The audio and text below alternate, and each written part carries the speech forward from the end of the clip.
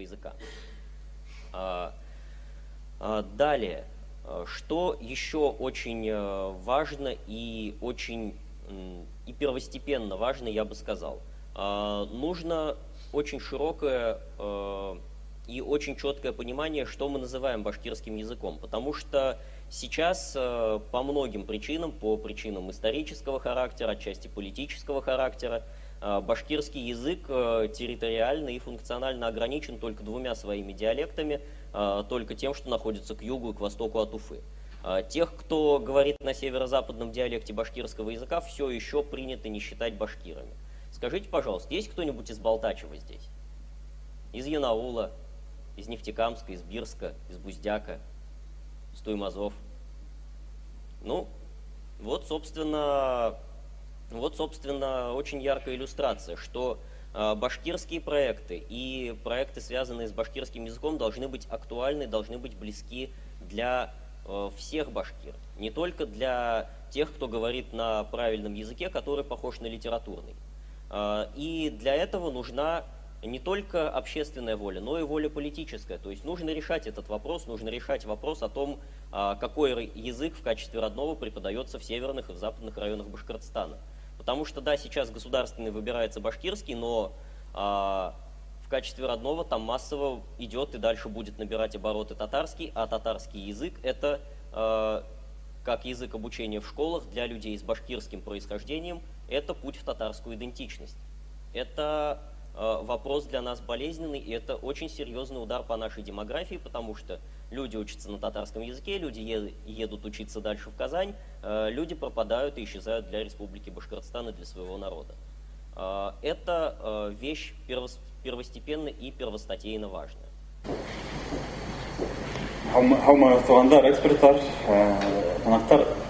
Юлдаш Юсупов, Академия наук. И вопрос такой, вот Искандер Сабаттал,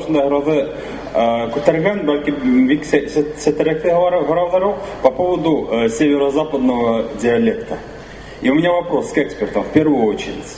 Возможно ли, вот я излагал свои тезисы, это в соцсетях и так далее, о том, чтобы ввести в систему изучения родного языка, мы все прекрасно поняли здесь то, что различается государственный, есть родной башкирский язык.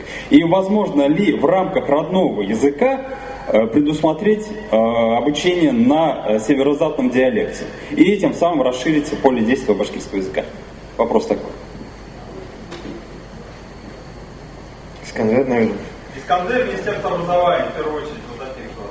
Но здесь в первую очередь, наверное, даже не я, Министерство образования, потому что такие предложения высказывались много лет, в 1956 году, в 90-м, после этого повторялись. Единственное, что могу добавить просто от себя, что здесь очень многое зависит от воли родителей, которые в этих районах проживают. Потому что мне приходилось общаться и с учителями и башкирского, и татарского языка, и с местными жителями в ходе многочисленных экспедиций, поездок туда, презентаций.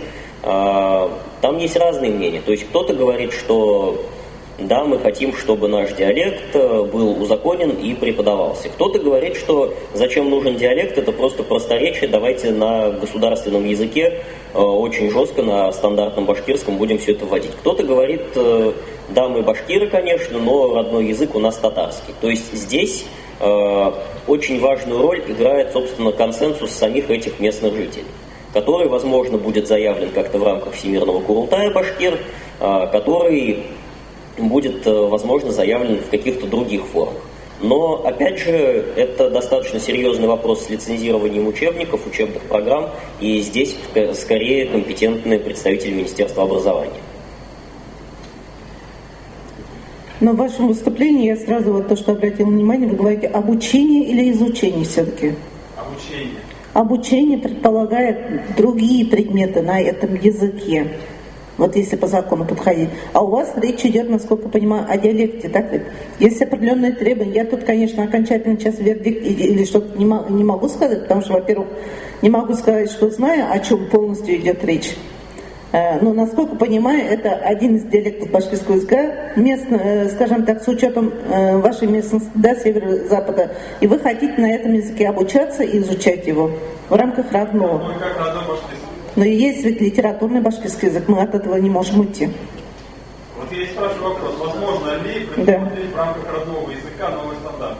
Родной башкирский язык, сколько здесь? Но тут, как методист, скажем так, бывший методист, только могу сказать, когда учителя разрабатывают, в том числе и родные языки, разрабатывают свои рабочие программы, то есть они пишут программу вот, по предмету, который они ведут, да, даже федеральный стандарт предполагает в каждом классе в разном соотношении учет местных, индивидуальных или национальных иных особенностей. Вот в рамках этого соотношения вы это можете учитывать, но не полностью. То есть в начальном блоке это 20% содержания учебного предмета, в средних классах 30%, в старших классах 40%. Вот в рамках этого, пожалуйста, да, региональный компонент, местные особенности. Но полностью на этом языке у нас есть требования все-таки литературного государственного башкирского языка. Вот, как уже Искандер сказал, мы сегодня речь вообще, давайте глобально посмотрим. Речь ведем, чтобы сохранить башкирский язык как язык обучения. Так ведь? А если будем подходить еще к диалектам? Немного вас перебью. Подоплека вопроса как раз-таки в том, что сейчас последние события, они создают довольно серьезную подоплеку под то, чтобы вот эти вот районы, а это треть республики по территории и больше трети, почти половина по населению, они могут в повальном плане начать отказываться от стандартного башкирского языка, потому что они считают его чужим. Собственно, этот язык у них преподавался, там начал в 90-е годы, обязательным стал в 2006-м, поэтому какой-то традиции, какой-то привязанности к нему нет. Мое мнение таково. Есть башкиры, которые считают родным русский язык и выбирают в школах его как родной язык и учатся на нем. Вы считаете, что они имеют право на это? Я считаю, что они имеют право на это. Есть башкиры, которые выбирают в школах татарский язык как родной. Я считаю, что никто не может им отказать в этом праве. И придумывать для них несуществующую еще одну версию башкирского литературного языка, этого никто не будет делать. Это нельзя реализовать ни в рамках существующих ВГОСов, ни в рамках прежних наших стандартов. Это невозможно. И если же встает вопрос о том, что мы боимся, о том, что башкиры северо-запада будут отказываться массово от башкирского языка, сейчас в результате этой политики я вам могу сказать, что башкиры северо-запада, как и татары северо-запада, уже давно выбрали и выбирают, продолжают выбирать русский язык как язык обучения. И никто, я вас уверяю, ни одна школа не выберет диалектный башкирский язык в качестве ни языка обучения, ни в качестве предмета. Я вам это откровенно заявляю, потому что есть татарский язык, и этот язык намного мощнее, намного более ресурсно обеспеченный, чем вот этот недоязык, о котором вы ведете речь. И выбирая между ним и этим языком, я думаю, вполне для всех понятно, каким будет выбор. Либо они будут, как говорится, говорить и тугантель, и матуртель, либо они будут непонятно что. Причем в каждой деревне свой говор. Давайте на восточном диалекте тоже будем начать обучать или этому уроку. Так тому и быть. Если они выбрали татарский язык, а хотят изучать татарский язык, значит так тому и быть. И мы не должны мешать. Кто знает, может быть, кто-то из них в будущем будет объединять наши народы, татарский и башкирский, и станет президентом Татарстана. А мы его научим совсем не тому, чему он хотел с детства. И в результате он будет ни туда, ни сюда опять. Они и так уже всю жизнь от нас натерпелись, что мы им говорим, вы не башкиры, татары говорят, что вы не башкиры, а теперь мы еще дадим язык и будем говорить, вот теперь вы точно не башкиры. Или татары скажут, вы точно не татары, ваш язык есть, он существует, и все. Дайте им самим решить, пусть они сами хотят на татарском. Я, например, только за. Если они хотят на татарском, пусть. Если хотят на русском, пусть. Тимур на башкирском, я согласен. Позиция понятна. Наверное, Азат Тагирович тоже. Я совершенно не согласен с предшествующим оратором, его позицию я помню хорошо. Вот, и полностью разделяю беспокойство и Искандера Саидбаталова, и Юдаш Юсупова, ну и практически всех выступавших по этому поводу. И вот почему. Значит, речь вовсе не идет о том, чтобы создавать какой-то там недоязык и так далее. Вот. Это уже просто такая уже идеологическая форма речи.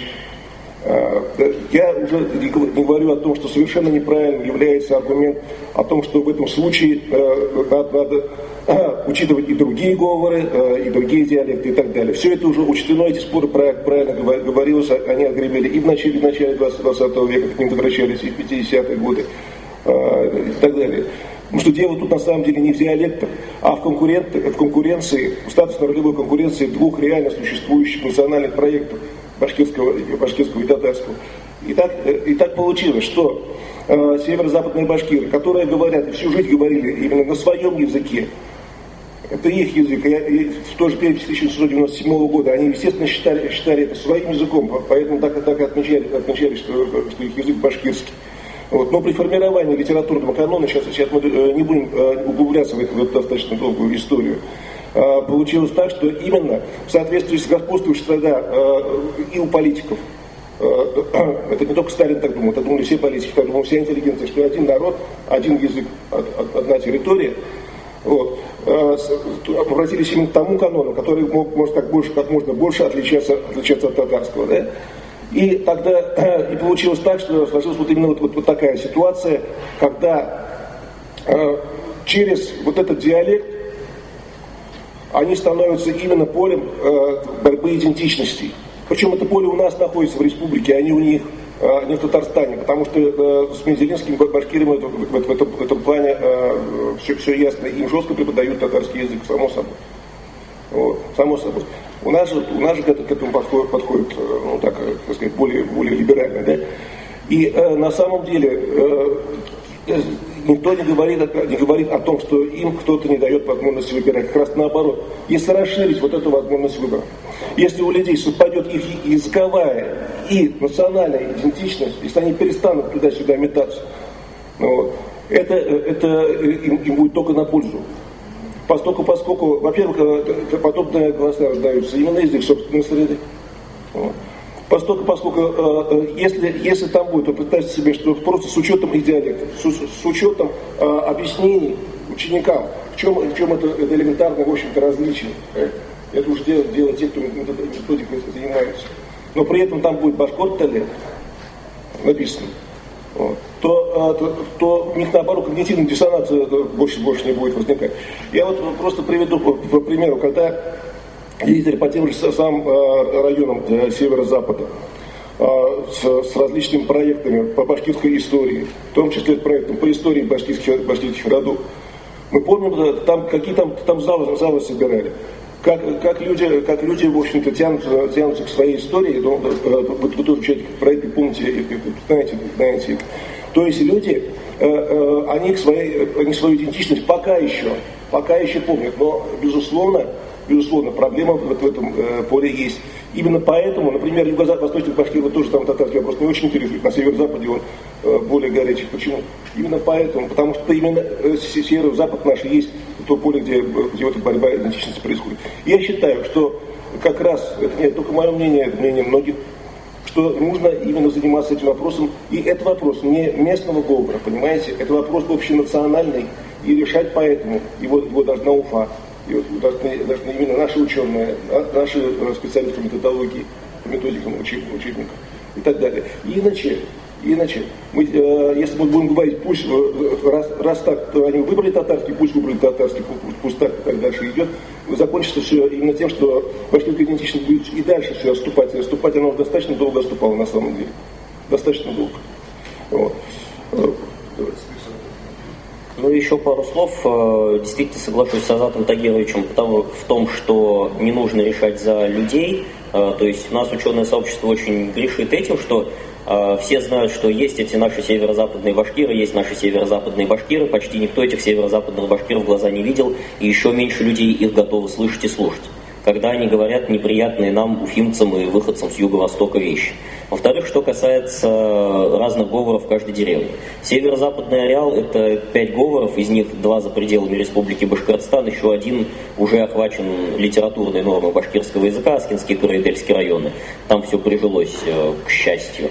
Поэтому говоров всего 2, и найти между ними среднее арифметическое довольно несложно.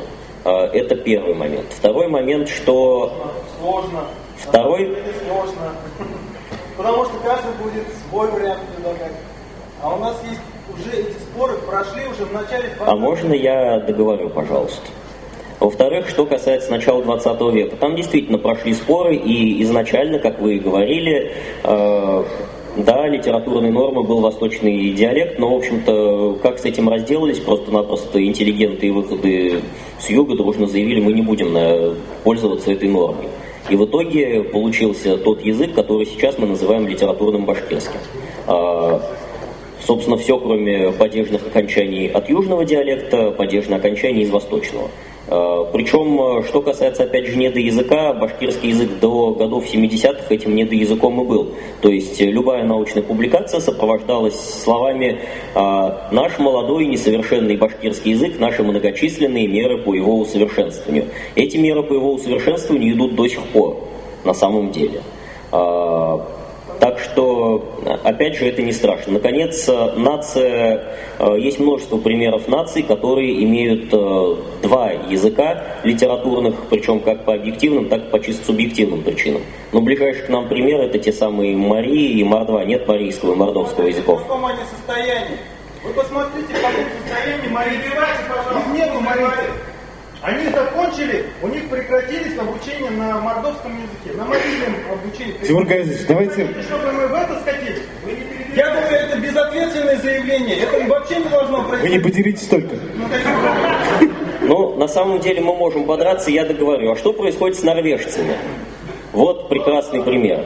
Вот нация, у них 2 языка.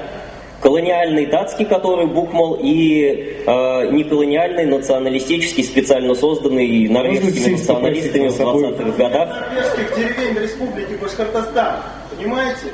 Зато есть башкирские. Вот, речь об этом. Речь об этом. Вы не ссылайтесь на Норвегию, да, и на все их свободы и так далее. Понимаете? У нас есть один литературный... Чем мы хуже норвежцев? У татар один литературный язык. У них больше диалектов. То есть вы предлагаете подарить соседней республике и соседней культуре 2/3. Пускай они сами... Так пусть люди и выбирают из 3 вариантов. Почему вы хотите загнать какой-то северо-западный диалект? Они не будут выбирать северо-западный диалект. Они выбрали русский. Вы ученые, вы исследовали это? Выбрали русский. Вангую. Так на самом деле уже. Вы со своими, знаете, вот, прожектами, вы уже вот вообще вот ушли, вот, я не знаю. Давайте, можно я... Нет, без секунд. Нет, без секунд. Давайте, точки зрения были услышаны. Давайте оставим. Бұл туралы кең матбуғат сараларында көп сығыштар болды.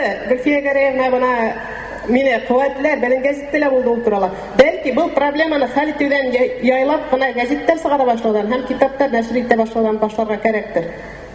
Ең бірінші шуна.